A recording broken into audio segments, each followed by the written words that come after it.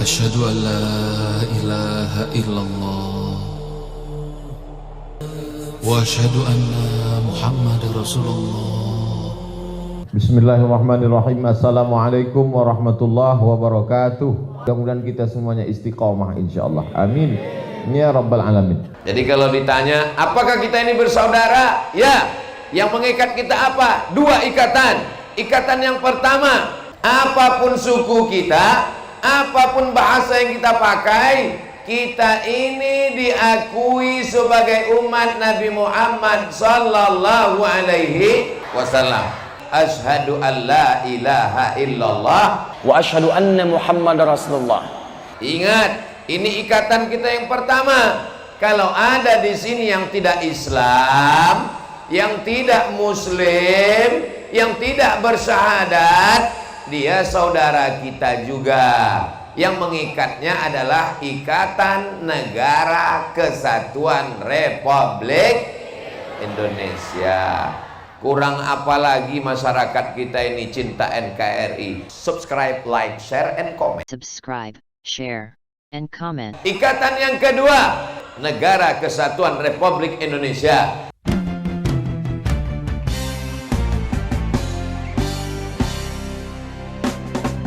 Tiba saatnya kita untuk memilih, di bilik suara satu yang kau pilih. Mari rayakan pesta demokrasi. Tentukan pilihanmu untuk bangsa Indonesia. Berikan suaramu demi masa depan kita. Langsung umum, bebas, rahasia, jujur dan adil. Ayo memilih untuk Indonesia. Ayo memilih untuk Indonesia. Indonesia.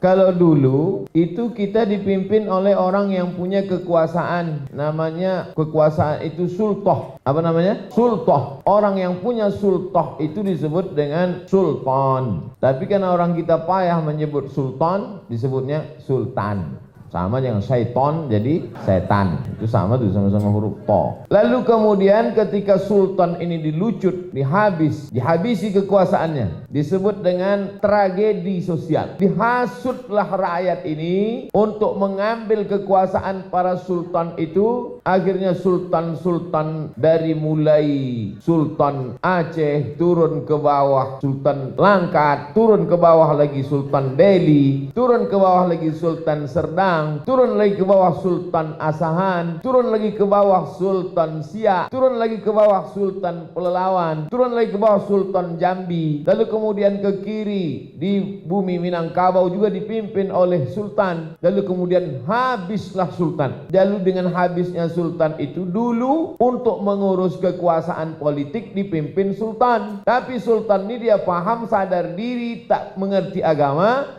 Diangkatlah orang yang paham agama, disebut dengan mufti, diambil dari fatwa. Orang yang mengeluarkan fatwa itu mufti. Maka dengan runtuhnya sultan, maka runtuhlah mufti, hilanglah kuasa agama. Saya kalau mau ceramah ke Brunei Darussalam, itu di briefing dulu oleh orang yang ditunjuk oleh sultan dari lembaga mufti untuk membriefing. Ustaz Abdul Somad kalau ceramah di sini mesti Ahlus Sunnah wal Jamaah, jangan Mu'tazilah, jangan Khawarij, jangan Syiah, mesti menyampaikan dalam mazhab Syafi'i, tetap menghormati mazhab Hanafi, Maliki dan Ambali. Lalu kemudian menyampaikan tasawuf yang sunni sesuai dengan Quran dan sunnah Rasulullah SAW. Bukan yang hanya eling mengingat Allah lalu tidak sholat. Mesti sesuai dengan sunnah Rasulullah SAW, mesti sesuai dengan para pendahulu salafus salih, barulah dibolehkan ceramah. Begitu juga ketika mau mendapatkan tauliah, mesti diberikan oleh sultan. Tapi lalu kemudian ketika ketika sultan-sultan ini dilucut, dihabisi kekuasaannya, maka tumbanglah mufti-mufti itu, habislah. Tapi kemudian kita tetap husnuzon dan percaya. Kenapa? Karena masih terpayungi oleh satu kata syariat. Kata sultan-sultan itu tak apa-apa, kekuasaan kami kalian ambil-ambillah, tapi kami masih ada payungnya. Apa payungnya? Ketuhanan dengan menjalankan syariat Islam bagi pemeluknya. Maka ketuhanan yang Maha Esa dengan tetap berprasangka baik bahwa ini tetap terjaga. Kenapa? Karena pakai sistem demokrasi, suara yang paling banyak, suara yang paling mayoritas, itulah yang akan menang. Dalam demokrasi tengok, dilihat benar salah. Oleh sebab itu demokrasi itu yang jahat adalah isinya. Maka isinya ini mesti dibodohkan. Hafal hadis bisa sholat, penampilannya pun good looking, ini otaknya tidak bisa dirusak. Ini mengkhawatirkan, ini akan merusak, ini akan mengganggu. Kenapa? Karena pasti dia tidak akan setuju dengan LGBT.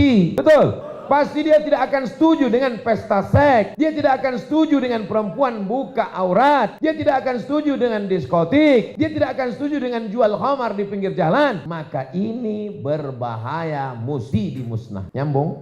Jadi orang yang bingung itu, mengapalah orang berpenampilan bagus, ganteng, orang yang pakai pakaian bersih, suci, rajin sholat ke masjid, mengapa dicurigai? Mengapa dikatakan akan menjadi antek-antek, sarang-sarang, bibit-bibit teroris? Mengapa akan dikatakan radikal? Karena memang dia ke depan berbahaya untuk kehidupan perbuatan mungkar. Karena mereka pasti akan melihat kemungkaran itu, mereka akan berteriak, mereka akan berkatakan itu mungkar, karena mereka sudah diajarkan ayat kuntum khaira ummah, kalian adalah umat yang terbaik, ta'muruna bil ma'ruf wa tanhauna 'anil munkar. Tapi kita berharap tetaplah menjadi baldatun thayyibatun wa rabbun ghafur. Itulah nandape ambo sampaikan, mudah-mudahan bermanfaat buat awak basamo. Tapi yang terpenting adalah bagaimana demokrasi iko diisi oleh orang-orang baik. Kalau orang baik mengisi demokrasi, demokrasi menjadi baik. Tapi kalau demokrasi diisi oleh orang tidak baik, maka dia pun menjadi tidak baik. Itu kesimpulannya. Terima kasih. Wassalamualaikum warahmatullahi wabarakatuh. Keren itu bahasa Arabnya keren, seperti Ustaz dan Hidayah. Keren itu tidak merokok. Keren itu bahasa Inggrisnya bagus. Keren itu manajemennya bagus. Keren itu time manajemennya rapi. Astaghfirullahaladzim, astaghfirullahaladzim, astaghfirullahaladzim. Allahumma ansurna ala al-qawmi zalimin. Tolong kami menghadapi orang yang zalim ya Allah. Wansurna ala al-qawmi al-munafiqin. Bantu kami menghadapi orang-orang munafik. Wansurna ala al-qawmi al-kafirin. Bantu kami menghadapi orang yang ingkar terhadap kedatangan Nabi-Mu ya Allah. La tusallit alaina man la yakhafuka wa la yarhamuna. Jangan kau angkat pemimpin kami orang yang tak takut kepadamu dan tak sayang kepada kami ya Allah. Allahumma rzuqna imaman adila. Berikan kami pemimpin yang adil ya Allah. Allahumma dafa'anna al-ghala wal-waba wal-fahsya wal-riba wal-munkar. Jauhkan dari negeri ini segala malapetaka, bencana, musibah, riba, zina dan narkoba. Jauhkan dari para pemimpin yang aniaya ya Allah. Allahumma khtim lana bi husnil khatimah wa la takhtim alaina bi su'il khatimah. Allahumma ja'al akhir kalamina, jadikan akhir kalam kami inda intihai ajalina, ketika ajal kami sampai, yang terakhir keluar dari mulut kami nanti la ilaha illallah. Rabbana lana minas salihin. Sesudah kami mati, anak-anak kami yang soleh melanjutkan kepemimpinan negeri ini ya Allah. Allahumma rzuqna rizqan halalan tayyiban mubarakan. Berikan kami rezeki yang halal penuh berkah supaya bisa menyokong pemimpin untuk tegak di atas syariat-Mu ya Allah. Allahumma arzuqna ziyarata baitikal atiq.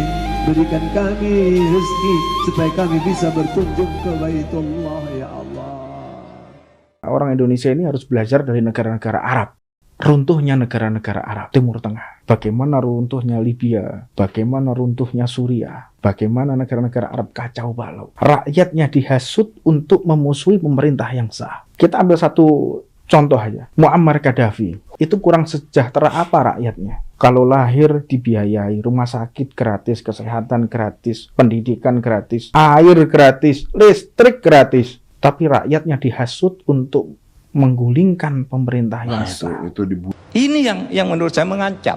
Survei Saiful Mujani menyatakan 87% penduduk Indonesia itu menghendaki Pancasila dasar negara. 9% itu ingin diganti negara Islam. 4% menyatakan tidak tahu. 9% itu berapa bang? 24 juta. Dan ini kalau berteriak semua, repot kita. Nah, sekarang khutbah-khutbah di masjid BUMN. Dari 100 khotib itu 41 khutbahnya itu intoleran. Ini hasil survei ini. Di masjid-masjid BUMN. 8 dari 41 itu anti nation state. Tidak mau negara kebangsaan. Negara demokrasi tidak mau. Ini hasil BUMN. Lalu ini hasil penelitian yang lebih ilmiah. Gerakan Islam Syariah yang ingin mengganti negara Pancasila dengan negara agama itu ada 3. Hasil penelitian Haidar Nasir dalam disertasinya di UGM. Disertasinya bisa dibaca nanti. Apa itu Tahrir Indonesia? Ingin mengganti negara Pancasila dengan negara khilafah. Kedua, Majelis Mujahidin Indonesia ingin memberlakukan semua hukum di Indonesia adalah hukum Islam meskipun negaranya negara Pancasila.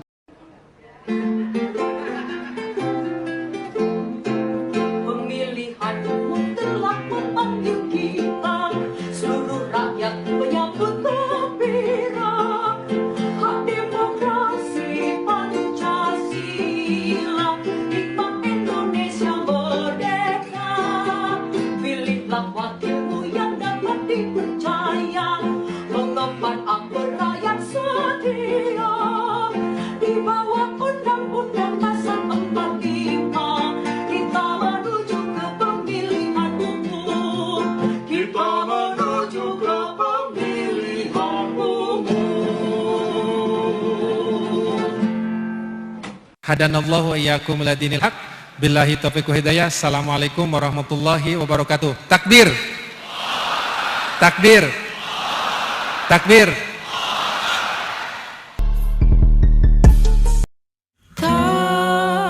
Terima kasih. Karen mohon undur diri. Subhanakallahumma wa bihamdika asyhadu an la ilaha anta astaghfiruka wa atubu ilaik. Billahi taufiq wal hidayah. Wassalamualaikum warahmatullahi wabarakatuh. Waalaikumsalam warahmatullahi wabarakatuh. Terima kasih. Wassalamualaikum warahmatullahi wabarakatuh.